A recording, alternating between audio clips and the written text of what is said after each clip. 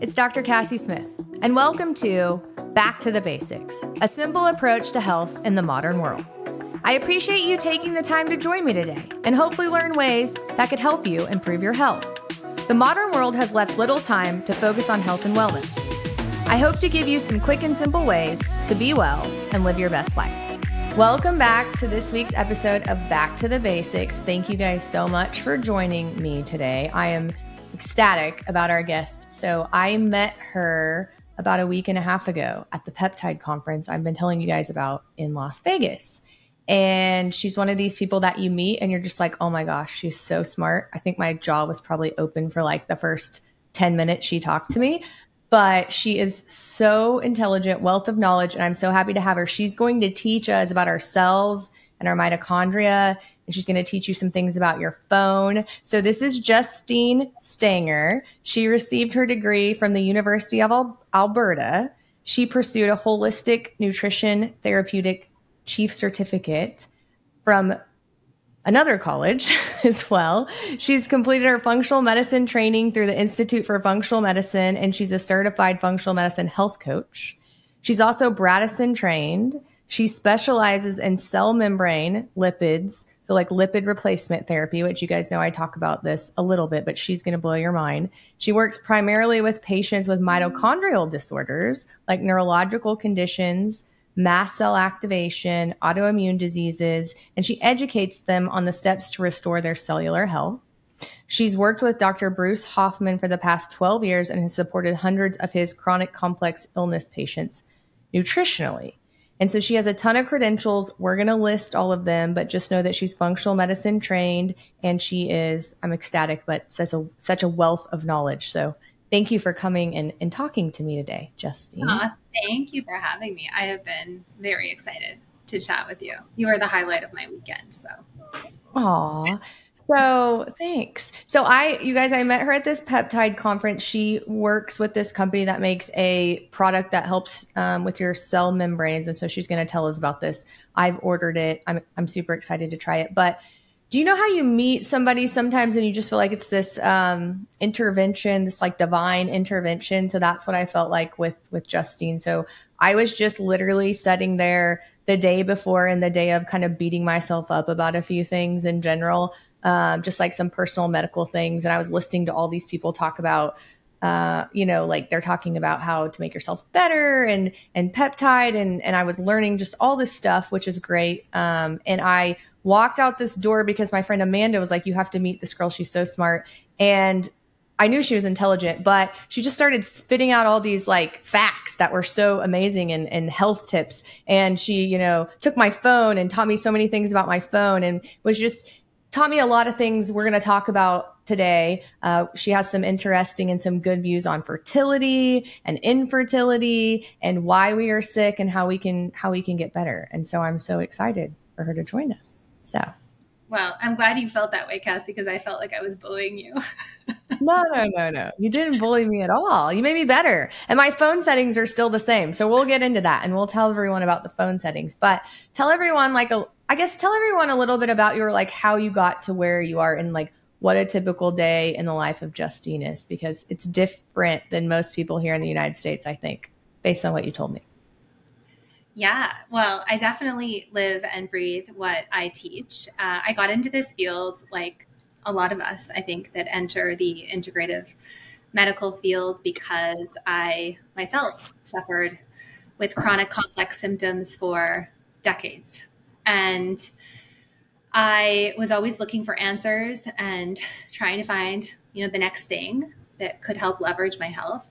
And that's why my list of credentials in my bio is long. I just kept seeking information and education, and I ended up getting connected with Dr. Bruce Hoffman in Calgary and started working with his patients. And the way that he practices medicine is phenomenal. If anybody doesn't know about him, he really is somebody that you want to familiarize yourself with. He practices through a 7-layer model of health and whole body healing, really. And so really working with him was what led me on the path of furthering my education and really being excited about different aspects of human health, because I just wasn't convinced that it was all about biochemistry, which is what we're taught, right? It's really about taking a pill or a potion or a powder or therapy or an injection or some sort of new technology to help leverage our health. And none of that works for me. I saw that it didn't work for the majority of the people that I was working with. You see little improvements in their health, but it was really all of the other aspects, more of like the quantum aspects of health that were really what moved the needle. And that was also what got me so interested in studying phospholipids and fatty acids and cell membrane medicine, because when you understand the mitochondria and what the mitochondria need to thrive, and understand that every single symptom, basically 95 to 99% of the chronic conditions that we see today, all arrows point back to the mitochondria. These are mitochondrial disorders. And then it's almost like, Cassie, health seems not only attainable for everyone, but simple. When you understand that we just inherently need these inputs that are going to help to restore health and keep our mitochondria healthy.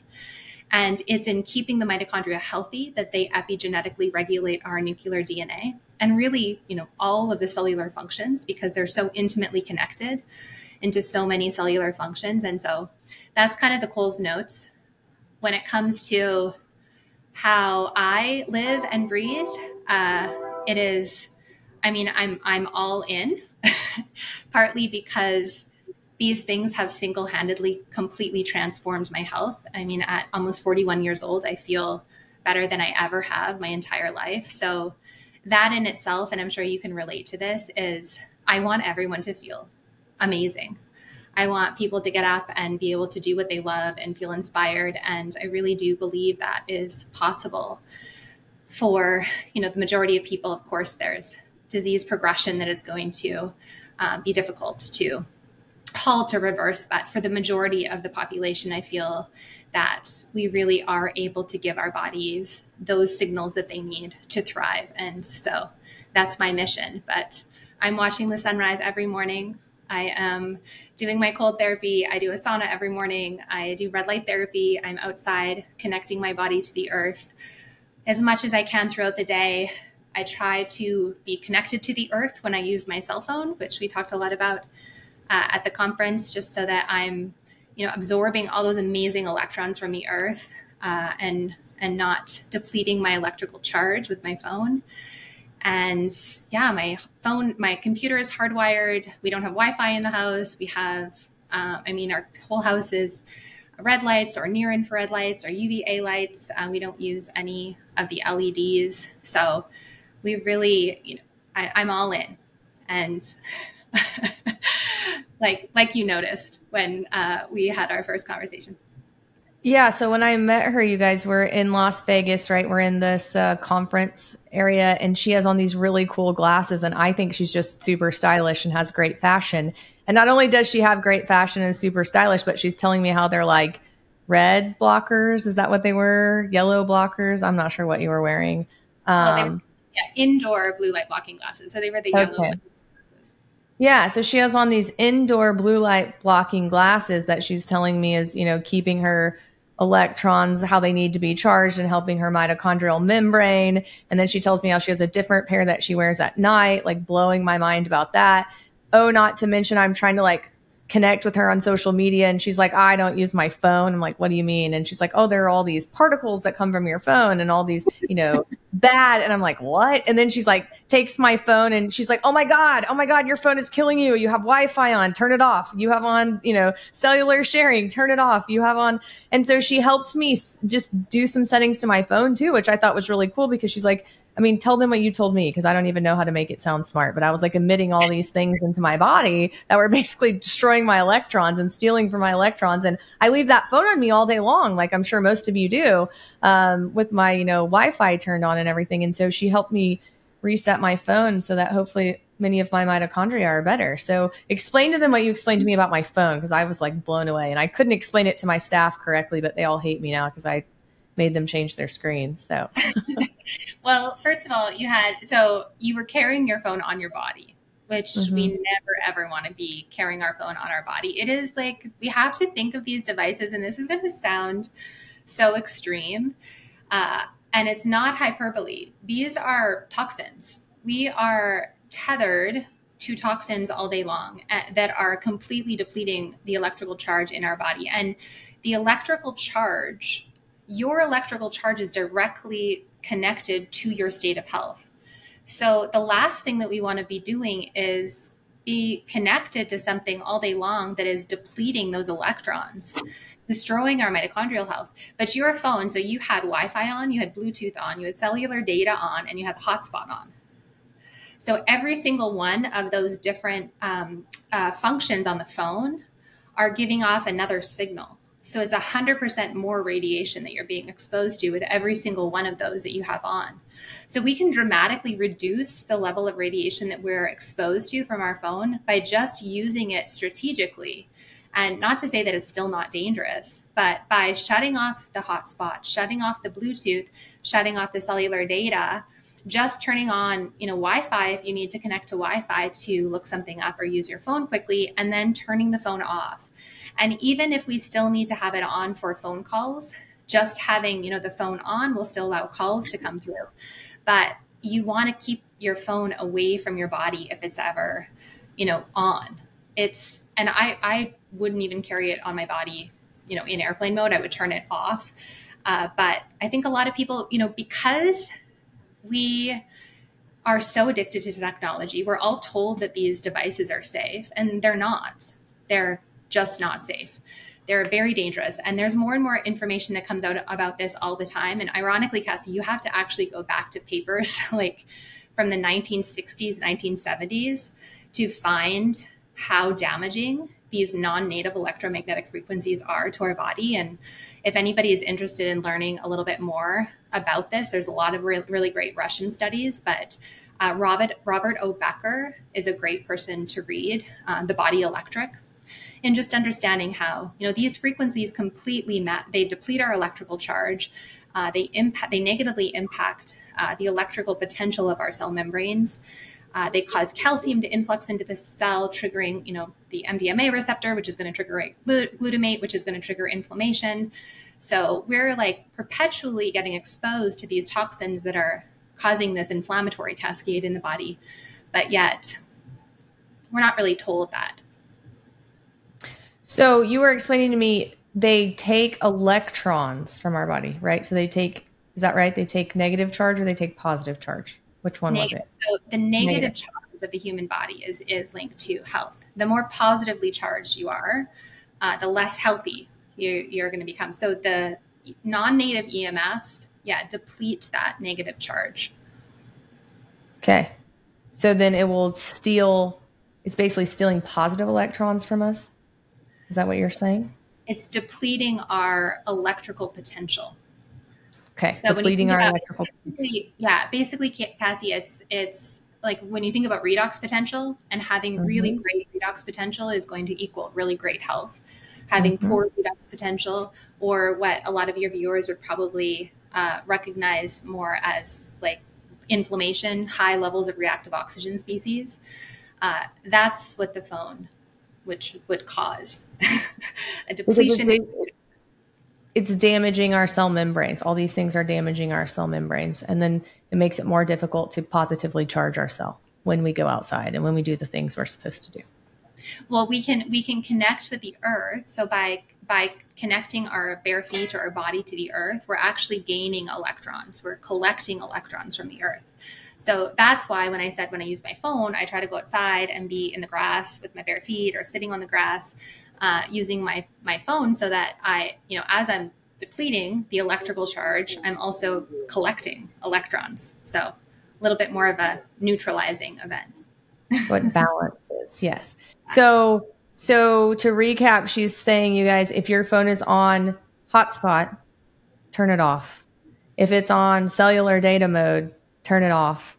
If it's on Bluetooth, turn it off.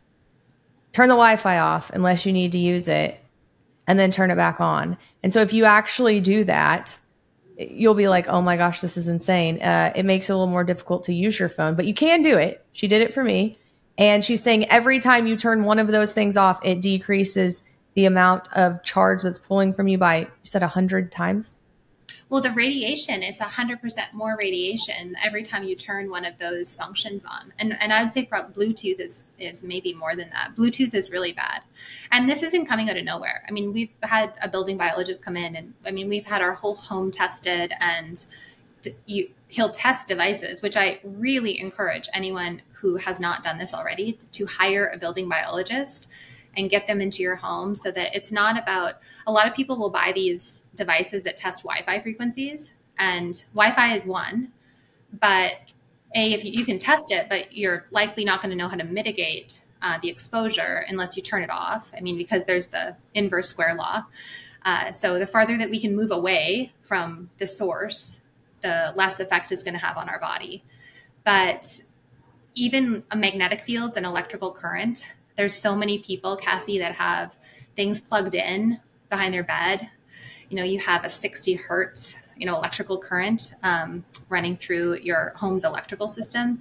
And so plugging things in the bedroom, I mean, even not having anything plugged in can be harmful, but having anything plugged in can be a problem in the bedroom. So just having someone come in and assess your home, because we have this amazing ability, not that I want to be a fearmonger, but these electromagnetic these non-native EMFs are everywhere. We are living in a soup of them now. And so we can't get away from them. But what we can do is we can create a sanctuary in our home to the best of our ability. We can keep the source away from us. So that's why, keeping your phone away from your body, even just a couple feet, makes a huge difference. Turning the Wi-Fi off at night, or, turning it off during the day and only using it if you need to use it. That's why we hardwire everything, so that we don't even need to use Wi-Fi, because you can use technology safely in that way. So that's a really great thing for people to do to help support their health. Yeah, and I was fascinated. So she also pointed out, you guys, Bluetooth headphones. So she was telling me some studies about Bluetooth headphones. So I love my Bluetooth headphones. One of the people that works in my office, Josh, he was like, yeah, I'll just get a brain tumor. I'm not taking my headphones out. But I hope he was kidding. But tell them what you told me about the even headphones, right? So no headphones, because it emits more issues, like more of the electron stealing issues closer to your brain, right? So were you telling me there were some studies that show increases your risk of having issues with Bluetooth headphones? Well, the thing is there are not a lot of studies on this, Cassie, because again, I think that, not that I want to sound conspiratorial, but this is, for profit, right? So it's not helpful for companies to disclose a lot of this information. So we have to be curious and people that are kind of looking into mechanism when we're trying to understand some of these things that could impact human health. So my question to you would be, do you think it would be wise to put devices in your head, in your brain, that are connected to a Bluetooth signal, that are shooting a signal directly through your brain so that you can hear sound? No. When you put it like that, no, I don't. Okay.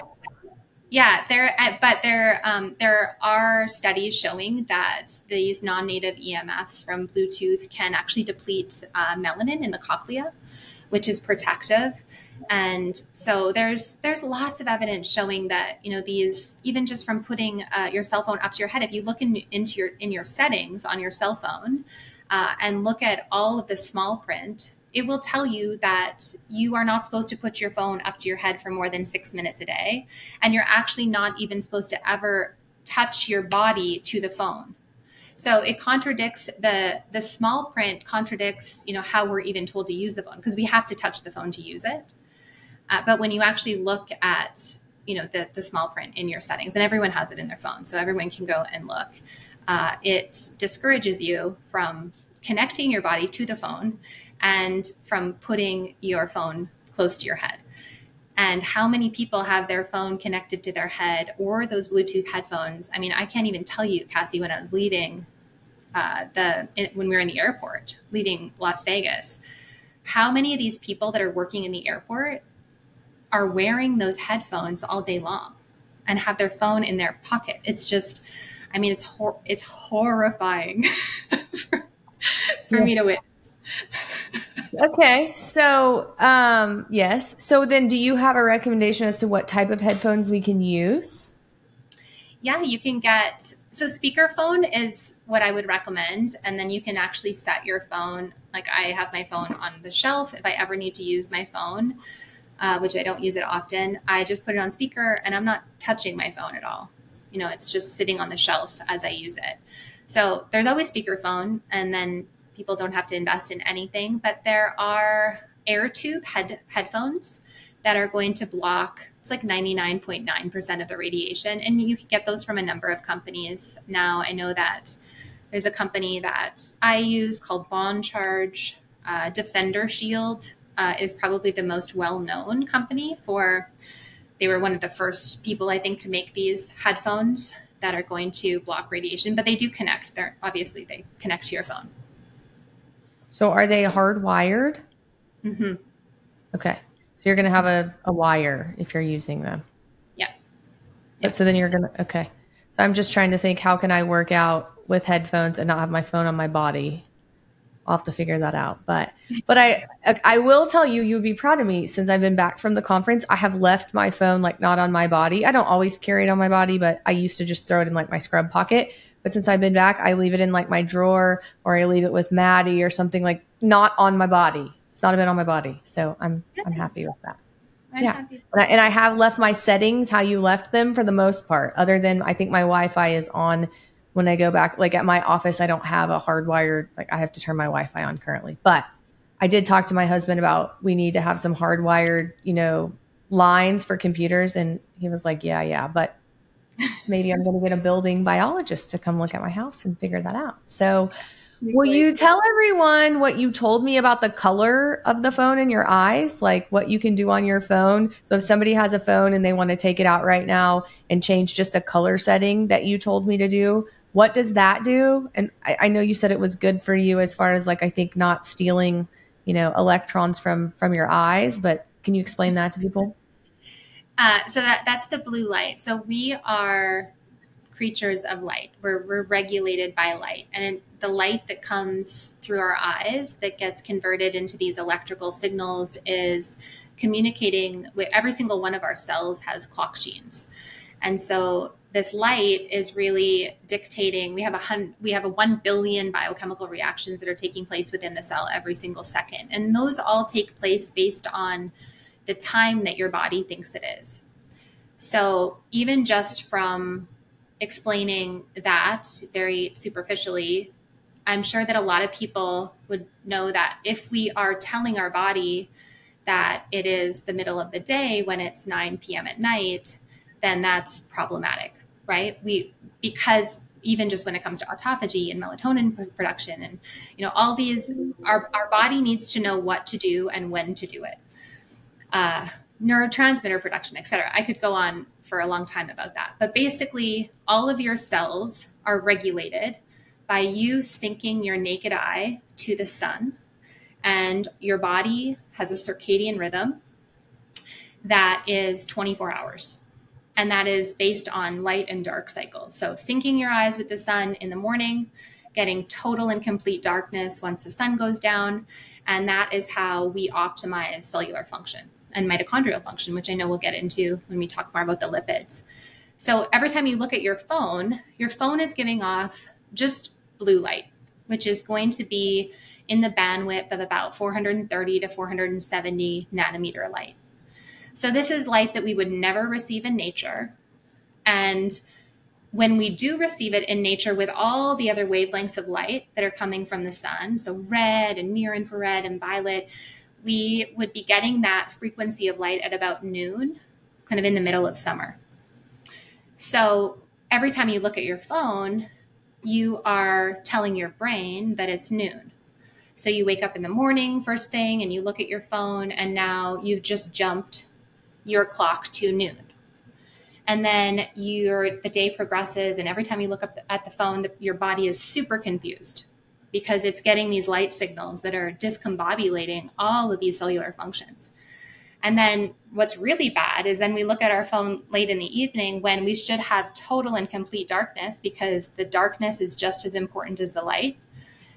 And now we've just jumped our biological clock forward again. I always tell people this is premature aging.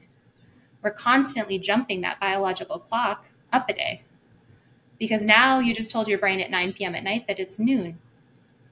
And then we wonder why we have this epidemic of insomnia and these chronic diseases, which, when you understand how important light and dark is in specifically optimizing mitochondrial function, it's not an anomaly, Cassie, why we have an epidemic of chronic disease. This is an epidemic of chronic disease largely based on our light exposures. And of course, there's lots of other things. There's environmental toxins. We have so many problems in the world today. But the single most significant problem is exposure to the wrong light at the wrong time, not getting enough natural light in our eyes, because that is number one. That is regulating every single thing that is happening within your body. And you see this in the literature now. There's been a number of studies that I've read just recently, actually, specifically with breast cancer. And the incidence of breast cancer, I think, has gone up 500% in the last 3 or 4 years. And they have connected this directly to blue light exposure at night. And blue light exposure, what is that going to do? That's going to tell your brain it's noon. So there's no melatonin that's going to be released from that pineal gland to help support optimizing sleep and healing and rejuvenation and restoring mitochondrial function. And people aren't getting morning light. And that morning sunlight, watching the sunrise, getting UVA light is when we make melatonin that gets stored in the pineal gland. So when your eyes are opened up to this stuff, Cassie, it's like, well, of course everyone's sick.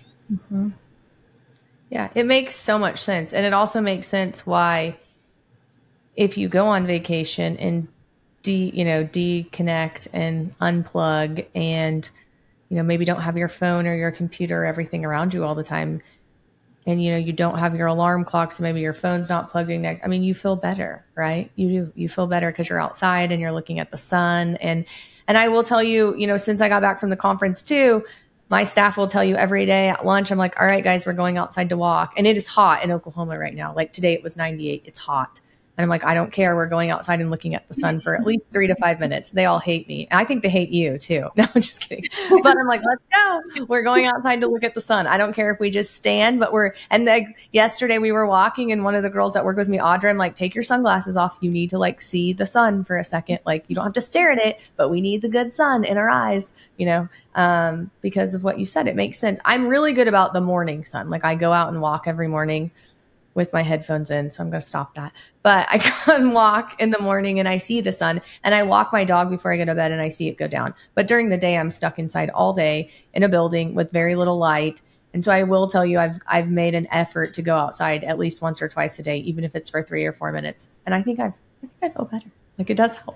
Yeah, so. That's amazing. And it doesn't, honestly, it's not, I think a lot of people think of these recommendations as these huge inconveniences, and it's those little behavior changes make such a huge difference in your health. And yeah, I mean, I can help you after we finish the podcast with some optimizing the light environment in your office so that you can get some of those near infrared frequencies during the day too. Obviously, using light is never going to be as good as sunlight, but we can use some of these little tricks to help optimize our indoor environment as well. Yes, we can. Or we can just change our life so that we can go outside a little bit more frequently too, right? So that's another option. So is it easy for you to explain to people the steps on their cell phone, like what you did to mine as far as changing the color? Do you know how to do it? Can you explain it? Can you explain it to people?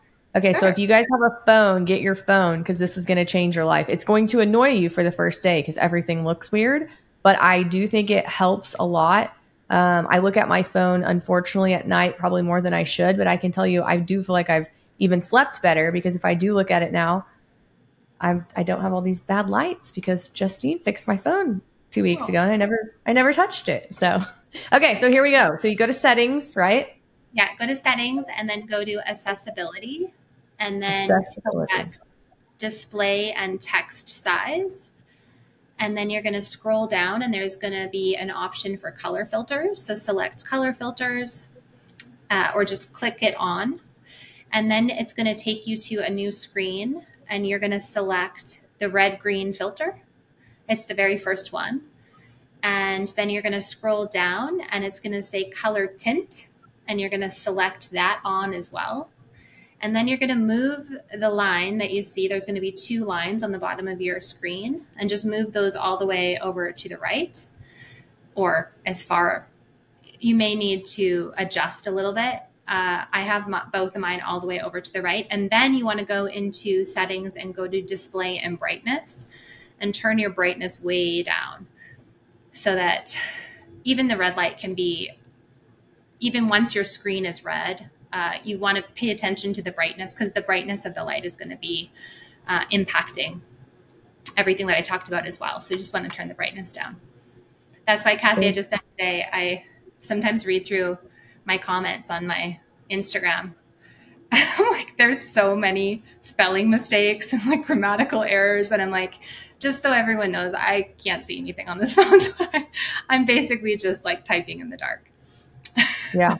I will say it is more difficult. And what I've noticed too is like, I do a little bit of my social media stuff where I'll like push stuff out onto my stories every now and then.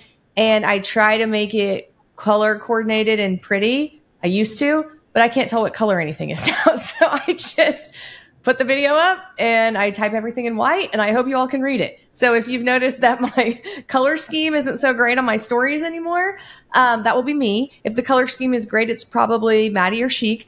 Kudos to them, but I can't see anything on my phone anymore. And I'm not going to change it because I want to be better. So yes, so settings. And you guys, what I'm going to do after this podcast, because she's such a wealth of knowledge, I'm going to commit to you guys. I'm going to type up some notes for you and I will put a link in the show notes for them and I will email them to her first to make sure that I didn't screw anything up so that you guys can go back and just get some of her tips because I think it's so powerful and magical. But I will type it up. So settings, accessibility, display, text size, color filters, red, green, and then we're going to go to color tint and move it to as far to the right as we can. But I will type it all up for you guys. And then make sure you go to settings and brightness and turn it way down. And I will also type up for you what you should try to turn off on your phone. Because I do think, all these little things add up, right? Like that's why this is called Back to the Basics. It's because we're trying to do little tiny things, like Justine said, to make us feel better. And just, she changed my phone setting. And I literally have made a point to go outside at least twice a day since then and look at the sun. And I do think I feel better. And so it's just these little things over time that add up that are going to help your mitochondria, help your cell membranes, and help you overall get better, right? That's what we're trying to do. And Cassie, protect your brilliant brain. This has an enormous body of research around it, but blue light damages the melanopsin receptors, and damage to melanopsin is directly correlated to neurodegenerative disease. So this blue light, we all talk about this epidemic of neurodegenerative disease, and it's like blue light is one of the reasons why we are seeing this massive explosion of neurodegenerative disease because of that melanopsin relationship. And I'm sure that's not the only piece of the puzzle. I'm sure there's a lot more to it. And I wonder too, sometimes, I was kind of talking to my PA about this today too. So kids these days, right? Like there are so many issues with kids. They have ADHD. They have all these behavior issues. Kids have things that like I never heard of kids having when I was a kid, right? Like so many kids have is some of this stuff with kids and behavior and sleep? And is it related to the fact that kids are on cell phones all the time now at children, tiny children, humans? We're giving them iPads, we're giving them cell phones, we're giving them headphones, we're giving them all of this, all of this garbage that's, like you said, going into their brain and running signals through their brain. And is that changing the way their brain develops? I don't know. I'm just asking. But 100%. 100%. Yeah. There's no, in my opinion, in my world, kids would not be allowed devices, period.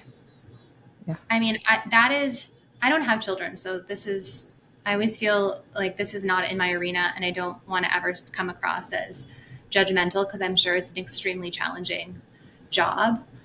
but children should not ever be allowed to use devices for so many reasons, Cassie. The light, and also their brain is water.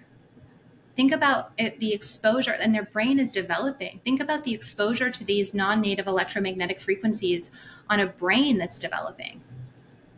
I mean, it's so catastrophic, but I understand that, and I have a lot of sympathy and compassion for people out there because they just don't know.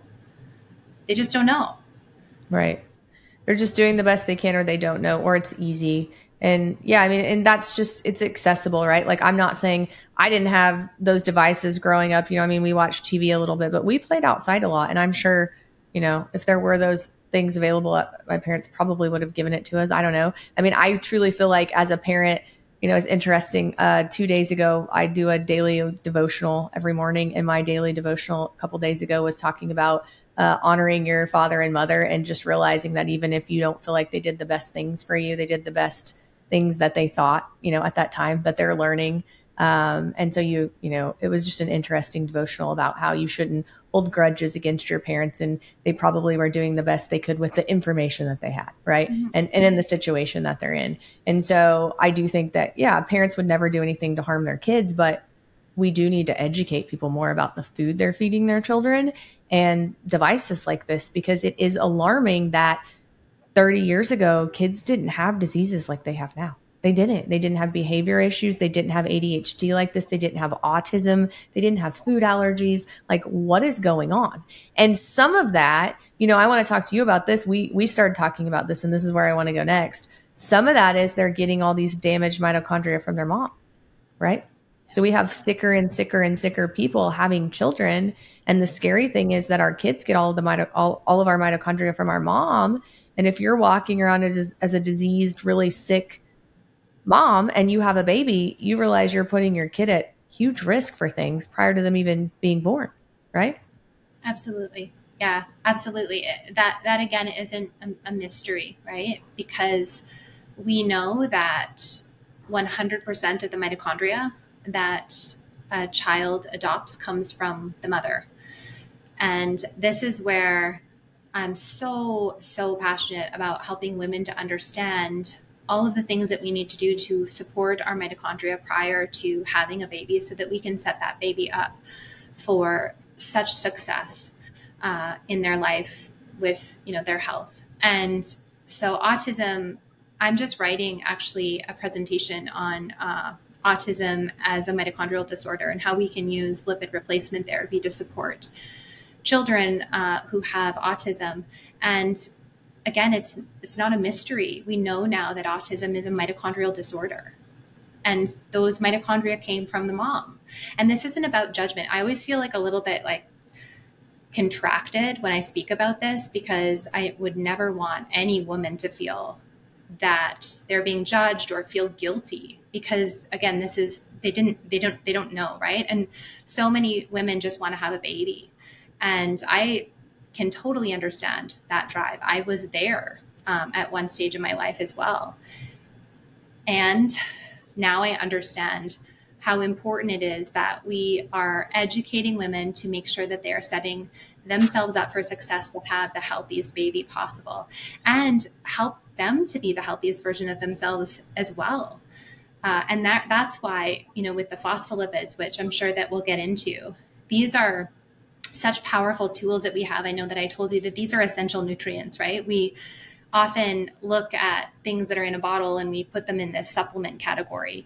And the body biophospholipid complex is, in my opinion, the most important thing for anyone to take to support their health, because you're actually giving your body the raw materials that it needs to go in and restore damaged parts of your cell membranes.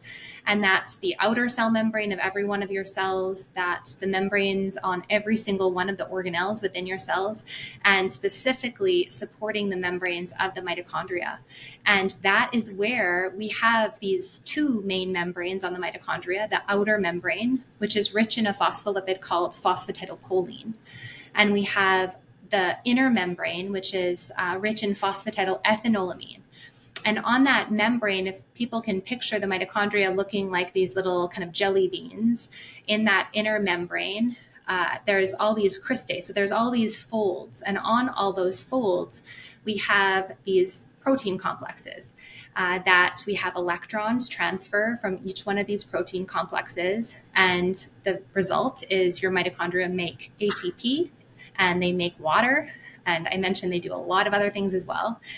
But that, ATP and support and all the things that we can do to support the production of ATP and support the water in the cell, which is the battery within your cell. These are all supported by using lipids. Because unfortunately, when we have poor redox or high levels of inflammation, high levels of oxidative stress, the membrane does become damaged because these unpaired electrons, these free radicals, try to steal electrons from the membrane to stabilize themselves. So then we end up in this really, precarious position when it comes to our health, because we have this damaged membrane. And if the body doesn't have what it needs to go in and repair that damage, if the reserve capacity is gone or your biochemical bank account is depleted, that's probably a little bit better of an analogy. Just like your bank account, we have to put deposits in so that we are able to take withdrawals out. And your body is no different. We have to make sure that we're putting deposits into the biochemical bank account so that your body has what it needs to go in and repair damage. And that's the beauty of the phospholipids, Cassie. The phospholipid complex is really building up the reserve capacity, helping to support your biochemical bank account so you have what you need to go in and restore damage to your membranes, your outer cell membrane, and also the membranes of the organelles. That was a great explanation. I like that. So we need to make sure we're putting deposits into our cell membranes so that when we do things we shouldn't do, like talk on our phone or stay up too late or eat sugar or don't get enough sleep, we have deposits in the bank to pay for the deficiencies that we're creating in our environment. So I like that. So tell me, so there's this great supplement, which I tried, you guys, and it actually tastes pretty good. And we're going to link that to this show note as well, along with Justine's book. She wrote an ebook about phospholipids. And so we're going to link that too. But tell us about this supplement. Tell us where we can get it. And then tell me how else we can make deposits to keep our cell membranes positive or better. With structure, yeah, the health, structure and function. So the Body Bio Phospholipid Complex, you want to get it from Body Bio. That's the only company that I use and recommend to everyone that I work with and everyone that I talk to. Cassie was a result of that. She was on the receiving end. And it is 4 phospholipids. So these are fats. These are considered conditionally essential, but I would call them essential, living in the world that we live in today. They support detoxification, they support methylation, they're supporting your liver cells, your gut cells, your brain cells. I mean, speaking of brain and helping to support our neuronal cell membranes, our white matter. Also, the bile is the main component of bile is phosphatidylcholine. So we just have this whole domino effect when it comes to, in the best way, when it comes to the phospholipid complex. They're helping so many different aspects of human health, really from head to toe. But we are supporting the structure and the function of our membranes. You're giving your body exactly what it needs to go in and restore any damage to the membranes. And so it's derived from soy. There's no soy proteins in the Body Bio PC, and the concentrations of these phospholipids are really mimicking our own cell membranes, which is what we want. So many amazing benefits to the PC. And I'm happy to Cass to answer any questions that people have about the products on social media, because I know it can feel a little bit nuanced when you first get introduced to them. And Cass, you'll link Body Bio in the notes as well. And then they also have another product that I love called the Balance Oil, which is a blend of our 2 essential fatty acids. So these are essential nutrients. Linoleic acid and alpha linolenic acid. And so those are, again, essential. I think we put a lot of focus on healthy fats and oils, and you often hear people talk about avocados or olive oil or eating olives or, grass-fed, grass-finished meat, which are all great sources of fats. But we only have 2 essential fatty acids. All the other fatty acids can be made in the body. We synthesize these fatty acids through, fatty acid synthase, makes palmitic acid that goes into the endoplasmic reticulum. That's going to get desaturated and elongated into all of our other fatty acids. If we have adequate amounts of these 2 essential fatty acids, linoleic acid and alpha-linolenic, those are really acting as signaling molecules to make sure that fatty acid metabolism is happening correctly. And they play so many other roles also within, providing the cell membrane with fluidity. So the balance oil is an amazing support as well. And that's, if anybody is interested in learning more about this, there is a whole field of research called lipidomics, which is using phospholipids and fatty acids to improve redox potential. So ultimately, that is when we improve redox, we're going to improve human health. And there's also a whole body of data around lipid replacement therapy. And that's really just what I'm talking about. It's using exogenous phospholipids and fatty acids to go in and replace damage to the damaged phospholipids and fatty acids in the membrane so that you have functional ones. And there's so many benefits to it, from supporting the treatment of chronic disease to supporting health span and longevity. Lots and lots of promising research. And that makes sense to me, right? So again, back to the basics. If we go back to the actual cell, and then we figure out what is wrong with the cell and why is that causing disease, it makes sense that if you go back to the actual membrane of the cell and the mitochondria and how the cell makes energy so that it can actually work, if it's not able to make energy to work efficiently, that's where the problem lies, right? And so I feel like I just keep learning more and more. I love this, but in medicine, they teach you to treat symptoms, not to ever think about why. And the more I do this, the more I think about why. And, I have patients, thankfully, that get better and better, but I still have patients every now and then that come in and they don't. And that's why I love when I go to places like this and I meet you and I meet all these amazing people, because you will give up before I will if you're my patient. Like, I am in it with you. We'll figure it out. I'll try at least. I'll find something for you. We'll keep doing testing. I'll send you somewhere. But like, this makes sense, right? So like, these people that you've done a lot of stuff for and they're not getting better, well, it's probably because we started backwards, right? Like, we should have went to the cell membrane to begin with. We should have put them on, this body bio phospholipid to begin with, to make sure that their cell membranes are have the deposit in the bank to actually do what they need to do as we're treating other things and other disease processes, right? And so it's foundational, Cassie. And I would go so far to say that this is the single most important, when we look at, all of the tools that we have out there when it comes to different supplements, these are the most important thing for any physician, any practitioner to have in their practice, because the cell membranes are everything. I mean, we're talking about these semi-permeable membranes that are determining everything that's getting into the cell, all the waste that are removed from the cell. All of our receptors, all of our ion channels, all of our proteins and peptides are embedded in that membrane. The membrane is life. Life is on that membrane. And then we go into the organelles and we think about, okay, the significance of the mitochondrial membrane. But all of the organelles have membranes. Like, our body is all about compartmentalization. We compartmentalize with these biological membranes. And so we have membranes on the peroxisomes, we have membranes on the lysosomes, the endoplasmic reticulum.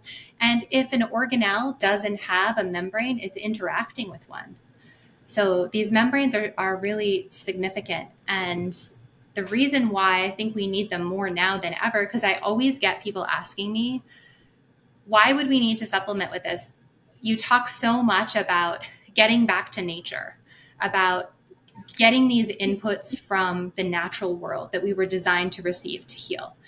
And that's all true. And I also am not opposed to, advances in science to help to leverage people's health. So even for you talking about helping your patients, there's lots of tools that we can use as practitioners. But if you do not have the foundations in place, you are literally shooting a dart at the dartboard in the complete dark and hoping that it sticks. And sometimes it sticks, and you get little improvements, but those are not going to be long-lasting improvements. But when we teach people the fundamentals of circadian biology, when we get them connecting back with the natural world and remind them that the farther and farther that they move away from nature, the sicker and sicker they become, which we see today, and we give them the nutrients that their cells need to function the way that they were intended to function, the most miraculous things happen. Your body was designed to heal. You're a healing machine. But if we don't give our body what it needs to heal, it can't perform miracles without those inputs. So it's foundational.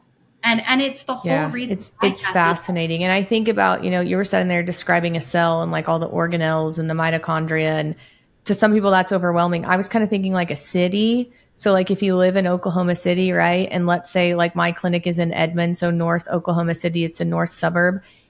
Imagine if there was an atomic bomb dropped on Oklahoma City and now we have no roadways. So 77 is gone, 35 is gone, 44 is gone. There's no way, there's no roadways. And then I'm in my clinic in Edmond, Oklahoma, and I need to take something really fast to Norman, Oklahoma, the south side of Oklahoma City. I need to get it there fast so that my cell can actually function, right? But there's no roadway. The highway's gone. We've obliterated it. So how do you get it there? It's the same thing in your cell. If you don't have these membranes so that things can go back and forth and talk to each other and move something from one side of the cell to the other, then how do you think that cell is going to function well? Like how is a city going to function if you drop a bomb in the middle of it? And now we don't have a grocery store and we don't have roadways and we don't have, it's the same thing with your cell. But it's at a tiny, tiny level, right? And so it's insane to think that, oh yeah, let's just give people this or that. Or, I'm a big proponent of vitamin D and some other things, but the vitamin D can't get into the cell. It can't do anything for the cell if the mitochondria doesn't work, if it can't get energy pushed around the cell. And so this really is kind of going to I'm not sure we can go any more ground zero than talking about phospholipids and cell membranes and mitochondria, right? I think this is it. I don't think I'm going to learn anything else, but anything, I know I'm going to learn a lot more in life. I love that. And I love, how I met you, but I'm talking about from a getting sick and getting well perspective. It doesn't get any more granular, any more cellular than the mitochondria and lipid bilayers and membranes. And I love how you explain that, because I feel so frustrated in this whole field of supplement pushing, because a lot of the whole integrative medical field now has turned into allopathic medicine, but using supplements to try to treat all these different symptoms, or looking at a lab and saying, you have low X, Y, and Z, and so let's give you X, Y, and Z to support the deficiency that you have, without educating the patient on, the foundational principles. Mm-hmm. And those things, if you have an impaired membrane, if your biochemical bank account is depleted, you think that giving any nutrient at that point, when a person is in a cell danger response, their cells are metabolically inactive. It is absolutely counterproductive to be giving anything when someone is in that state. And what we need to be giving is all the inputs that are required to restore the health cycle. And then, of course we can use some of these tools, and that's fine. But it has to be in order. And a lot of times we're doing things out of order. Most of the time we're doing things most of the time we're doing things out of order. And, so for me personally, it's eye-opening and enlightening, because like I said, I was sitting there at that conference a couple of weeks ago, listening to all this and thinking I do a lot of really great things for myself. I've come a long way. So full transparency, you guys know this, I'm honest.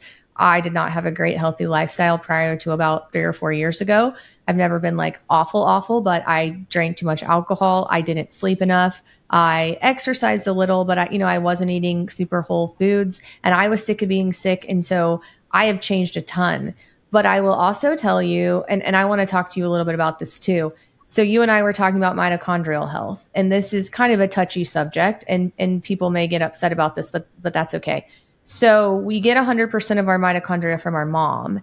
And I know that a lot of my listeners out there have PCOS. I know a lot of them have struggled with infertility. I have as well. I had a lot of issues with it earlier in my life and just recently as well. And so I've had a lot of personal guilt. Is it my fault? Is it something I'm doing? I'm trying to do better. And you and I had this conversation about, maybe when somebody's having infertility issues, the issue is the cell is telling you something's wrong, right? And so a lot of people push and they want to do in vitro and they want to do all these things. And what I tell women is like, let's look and see if there's a reason that you are having these issues with infertility, right? And so I have been notorious for looking at micronutrients and looking at hormones and trying to help people. And I do find people where I'm like, man, your hormones are good, your thyroid's good, your micronutrients are good. Like, I don't get it. And before I met you and before I went to this conference, I was like, I don't know, maybe we should push, maybe we should do in vitro. Like, it doesn't make sense. But now it makes sense to me why a lot of people can't have babies. And it's probably because, okay, we've got something wrong at an even deeper level, right? Like a cellular level. And so if I can't have a baby, if you can't have a baby, if somebody out there can't have a baby that feels like they're healthy, maybe it's your cell or your body saying, hey, there's an issue here with your cell membrane, right? Like, we need to fix this. This is not what we want to give another life, right? And so going back to just that and saying, okay, let's try to heal the cell membranes before we push, for something like that. I mean, it's interesting. Yeah. I mean, I know that this is kind of an electrically charged conversation because, again, I understand that desire that women have to want to have children. And it's every woman's God-given right to have children. That's what we were designed to do. And it's your body telling you something. Yeah. When you can't. It's saying, no, this is not happening because we're not in a state where we're healthy enough to house this baby and grow this baby. And we don't want to give this baby bad mitochondria either, right? Like, you don't want to have, God forbid, you have this baby and, it has terrible mitochondria and then you have all these issues. And so it just kind of goes back to, like you said, fixing the phospholipid membrane, looking at, the light correctly, making sure you're grounded. Are you going outside? Like, it's an interesting concept, it makes sense, right? Like, you've got to fix the cell. Yeah. And also just give the body the signals that it needs to receive. Because again, I will say this over and over and over again. You are not flawed. These people are not flawed. There's no defect in them. The defect is in their environment. And when we fix the environment, we fix health. When your body is in an environment that is conducive for healing, healing occurs.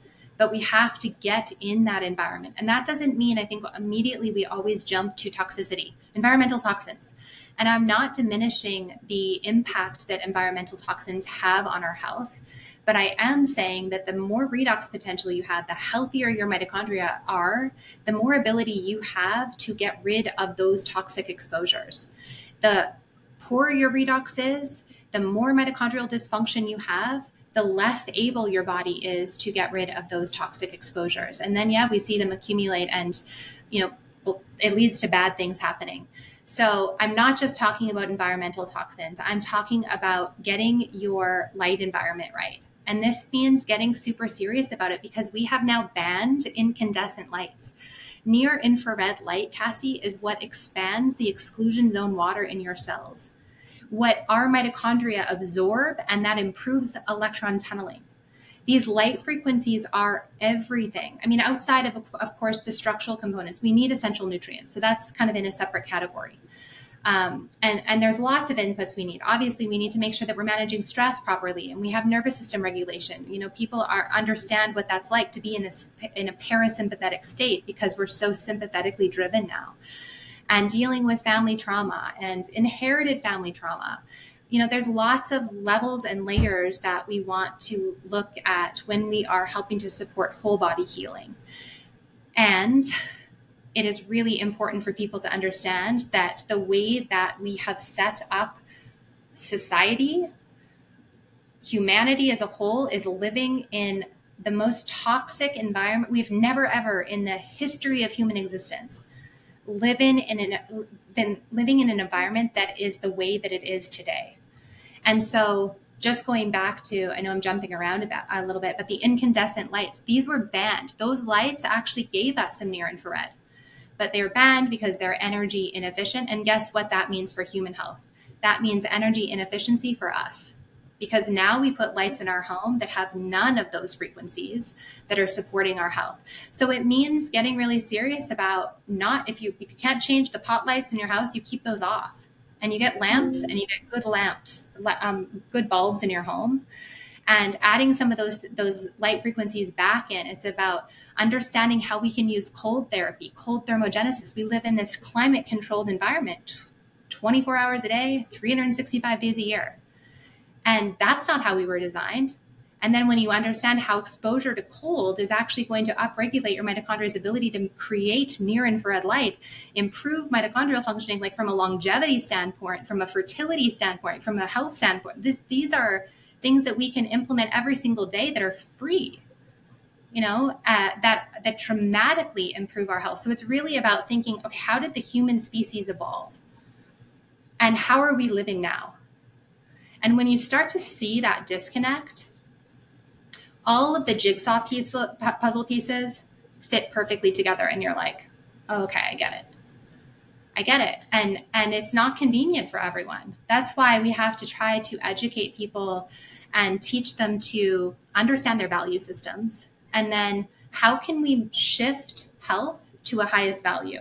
Because not everyone's going to have that as a highest value. But if you want to be well in the environment that we live in today, we have to shift health to be our highest value, and we have to live differently than everybody else. Because I don't know about you, but I don't want to end up with the health conditions, the chronic conditions that we see taking over humanity today. And if you choose to live in the way that everybody else is living, that's likely going to be the result, unfortunately. Yeah, no, I completely agree. And I am not where you are yet. I look up to you. You are what I want to become. So Justine, you guys, she lives exactly what she says. She walks on the ground. She eats only fruits when they're in season. She does it all. She does her red light. She does her cold plunge. She has very good boundaries too. Like when I was trying to get her to set this up, she's like, I don't do anything before 9 o'clock. I have my morning routine. I am so envious of that. And I'm going to get there. I'm dedicated to myself that I'm going to get there. It's hard when you're growing a business. I make a lot of excuses, but I've done a lot of depleting my deposits for the last couple of years. And I know that, and I'm going to start adding them back. And so I love that we're having this conversation, and I've done an okay job, but I can definitely do better.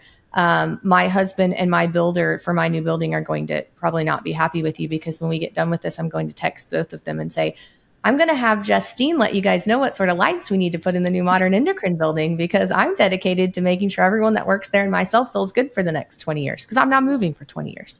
So, I mean, there are things that we can do to put deposits into our account, and we just need to do it. But it all makes so much sense. Like, it's just what we're doing to ourselves. And, the crazy thing is, like, I'm just sitting here thinking, for the last 3 years, I've tried really hard to be healthy, right? I've changed the way I eat completely. I exercise the way I sleep. I don't drink alcohol like I used to. I mean, so many things I've changed about my lifestyle, my bedtime. I've done a really good job, but I haven't done the simple things like go look at the sun, touch my feet to the ground, things like that, like things for mitochondrial health.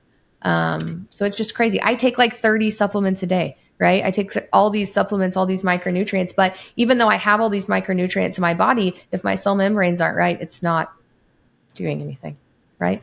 So yeah. And also, Cass, just knowing that you get 30% of the electrons that are going to enter that electron transport chain from food. Guess where the other 70% come from? Sunlight and connecting your body to the earth. 70%. So this is where I don't care what anyone says. And my background is in nutrition. I am all about helping people to understand that food is information. It's really light information. So yes, of course, most people are eating food-like substances and thinking that it's food. And so whole real food that, single ingredients that we turn into a recipe in our own kitchen is necessary, that's local, that's in season. We understand that our mitochondria have winter metabolisms and summer metabolisms, and we need to make sure that we have these infradian rhythms in our body and also on a mitochondrial level where we're not stuck in a summer metabolism all year, which when we talked about the fruit, why would I eat fruit in the middle of winter when fruit and vegetables don't grow in Canada in the middle of winter? So I want my metabolism, my mitochondria to be knowing exactly where I am and what season I'm in and adjust metabolically so that I can optimize their functioning. So that's where, for just to go back to the food and exercise piece, and I understand people need to start somewhere. And if they can change their diet and start moving their body, that's amazing. And we generate electrons when we move our body through piezoelectricity. So that's a great way to generate electrons. But we're never going to change the trajectory of human health by focusing on food and exercise. We just won't. Because the reality is that 70% of those electrons that are going to improve redox potential are not coming from food. And so if we don't implement those things and help people to understand that we're going to get most of our, our charge, our energy from, source that we were created from, that we came from, that's what we need to, help people to understand. And then, of course, eat, food is information, and then eat a seasonal local diet that is whole food based. So another interesting thing you said to me when we were in Las Vegas was that grounding, it doesn't count if you're on turf. So I think a lot of people need to know that too. I didn't know that. When you said it, it made sense. There's a lot of chemicals in turf, but I think there's a lot of children that play on turf now. I know that my poor dog goes out in my backyard on turf now. I used to walk outside with my dog and think, oh, I'm grounding.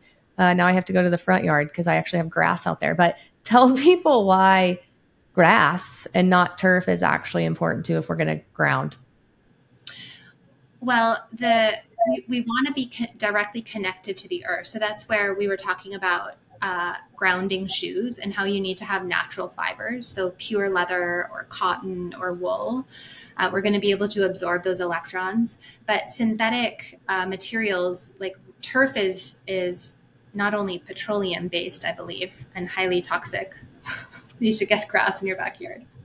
Yeah. Rob, did you hear that? He's not going to be happy about that. Your husband is literally going to despise me. So I'm just going to continue to send him love because I feel like he's going to be very angry. We don't want these unnatural fibers. So there's lots of problems with turf from, chemical standpoint, but that's going to disrupt that flow of electron. That's going to, the flow of those electrons that are going to be absorbed in your body. So you want to be connected to the earth, either through your bare feet, because it's the sweat glands that are going to really absorb those electrons. And anytime you hug a tree or you pick a leaf off a plant or a tree, or, that we're grounding, we're getting electrons through all of those. So I don't know if I think that probably answered your question. The other thing too, Cassie, which is kind of not to be the bearer of bad news, but a lot of these really population dense cities the ground is not really clean anymore, just because of all of the electricity. And so that's just something for people to be aware of, that you may want to just get your ground tested to make sure that you are grounding on really nice, clean ground and not getting charged. Okay. So it sounds like, Rob, that we're buying some land in Guthrie and moving to a farm. Okay.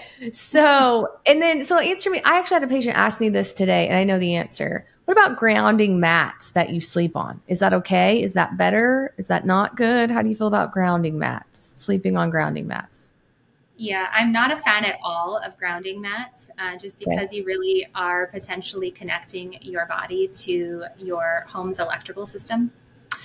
And I don't want to say they're all bad, because if you have a building biologist come in and your room is completely free of non-native EMFs, you have this sanctuary in your bedroom, and you have a grounding mat that goes outside your window and connects to the earth, and you've tested your ground and your ground is clean, that's kind of a different story than plugging one of these grounding mats in to your home's electrical system without knowing what the non-native EMF exposure is in your bedroom. So you're basically playing a bit of Russian roulette with that. Okay. Okay. So we need to get our grounding outside from a non-dirty grounding system like grass. Perfect. Love it. Okay. This conversation has been very enlightening. I know there's a lot of people that are going to find it overwhelming, but probably enlightening. I'm going to make some show notes and send them to you. We'll get the code listed for Body Bio for the phospholipids and the balance oil.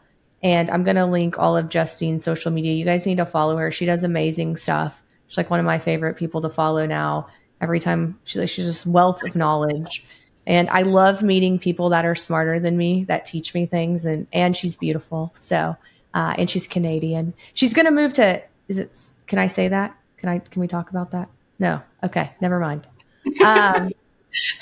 At some point in her life, maybe, I would like at some point to go visit her and just see how she lives too, because, it sounds beautiful. Like in the morning, she has this whole routine and she does all the things she talks about. She gets all of her therapy. She eats in season, like she was talking about. She eats locally. And so I love that. And she's very intelligent. You're welcome anytime to come visit. So all right. Just let Canada. me know when you want. Yeah. Here I come, Canada. Okay. So I have 3 questions that I end my podcast with. And so maybe what I need to do is change these questions though, because one of them is, what is the one food that you feel is most beneficial and why? Maybe I should say, what is the one, thing you can do best for your cell membranes and why, which would be, now we know light, right? And being outside. But if we're going to talk about food, the 30%, what's one food that you feel is most beneficial and why? I would probably say oysters. Okay. I've not heard that. Why? Because oysters are an incredibly rich food in electrons. And so we can collect a lot of electrons from oysters, and they are literally a multivitamin, multimineral in that little shell. They're an amazing food. Is there like a top 3 electron food? Because a lot of people don't eat oysters, or you can't find them, right? You're going to have to find them in season. We're not supposed to eat them in months that like don't have an R or something like that. It's too hot. But are there other foods that have a lot of electrons? Seafood, any seafood is going to be really rich in electrons. So just make sure you're getting wild and not farmed, and not overdoing the big fish like tuna and shark and mahi-mahi, because those come with a little bit more toxicity than we want to be exposed to on a regular basis anyway. Mercury. Yep. Okay. So what's one easy health tip anyone can do for free? Watch the sunrise. Yep. Watch the sunrise with your feet bare on the grass, right? Yeah. Okay. I love that. And I have been doing that. And I don't know who got me into that. Since I started doing this podcast though. So it's been in the last couple months. Somebody was throwing a fit about watching the sunrise. So I've been doing it. I go outside and I just walk and I look at the sun when it rises and when it sets. And it's nice. Yeah, that's like the number one thing I would say you could do for your health. I would actually, it was before I started this podcast. It's actually why I decided to start this podcast. I would say I come up with a lot of good ideas while I'm watching the sun. But okay, the last one. What is one thing you wish you would have known 10 years ago about your health that you would have done differently? I wish I would have been introduced to quantum biology a lot earlier than I did, because it's completely changed my whole world and the way that I work with people and everything.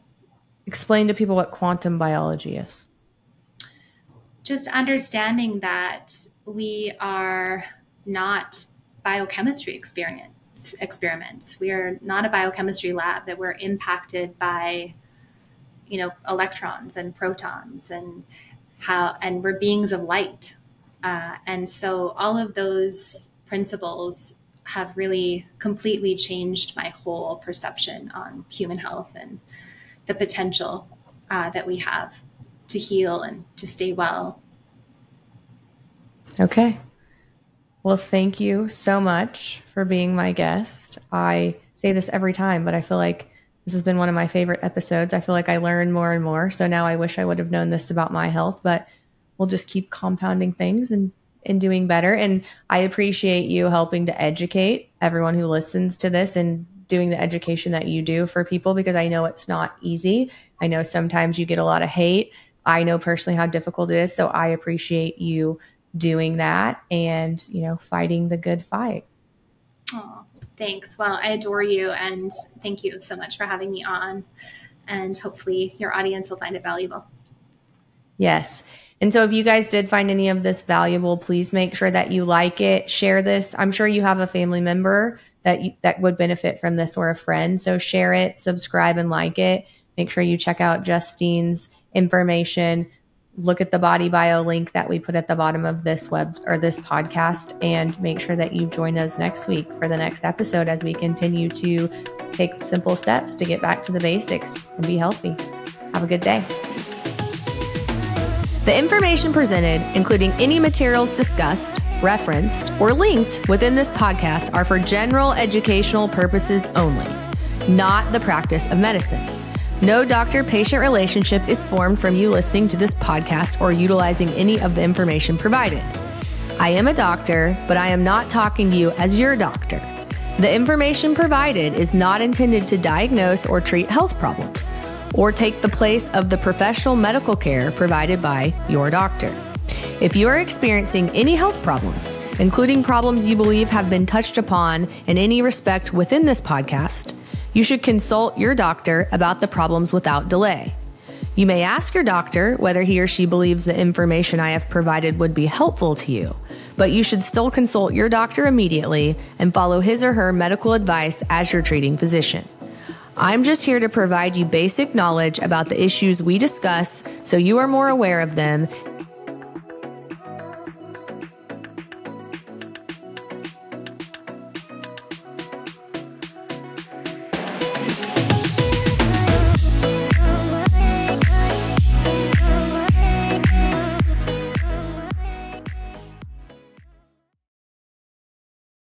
And can better discuss them with your doctor. That's why we call it Back to the Basics. Join me on the next episode as we continue our journey.